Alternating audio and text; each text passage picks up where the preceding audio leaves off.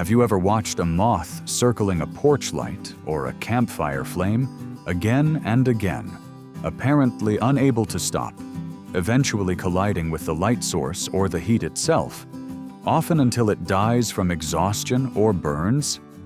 It looks like one of the most self-destructive behaviors in the natural world, a creature seemingly drawn helplessly toward the exact thing that will kill it. For something this widespread and fatal, evolution should have eliminated it generations ago. It has not, because the behavior is not actually attraction to light at all. It is a navigation system breaking down, and the breakdown only happens because of something humans introduced fairly recently in evolutionary terms. Moths, like many night-flying insects, evolved their navigation around a single, extremely reliable, extremely distant light source available every night across their entire evolutionary history: the moon. Because the moon sits so far away, its light arrives in essentially parallel rays, striking from the same fixed angle regardless of where the moth happens to be flying. Moths evolved to use this fixed angle as a stable reference point, maintaining a consistent angle between their flight path and the moonlight to fly in a straight line, the same basic principle a sailor might once have used navigating by a fixed star. But here's the surprising truth. Artificial lights, candles, lanterns, electric bulbs are nothing like the moon in one crucial respect. They are close, not distant, so their light does not arrive in parallel rays at all. It radiates outward in every direction from a single nearby point. Think of it like trying to navigate by keeping a fixed 45-degree angle relative to a star on the horizon. A strategy that works perfectly because the star never appears to move relative to your position, no matter how far you travel.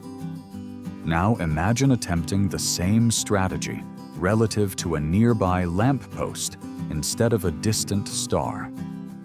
Maintaining that fixed angle relative to a source close enough that its direction shifts as you move past it does not produce a straight line. It produces a spiral, curving inward as the flight path tries to hold an angle the light keeps shifting. This is precisely what happens to a moth attempting to apply its moonlight-calibrated navigation strategy to an artificial light source. The moth is not choosing to fly toward the light out of attraction. It is unintentionally spiraling inward, the geometric and entirely mechanical consequence of applying a navigation rule that only ever worked correctly for a light source far enough away to behave like the moon.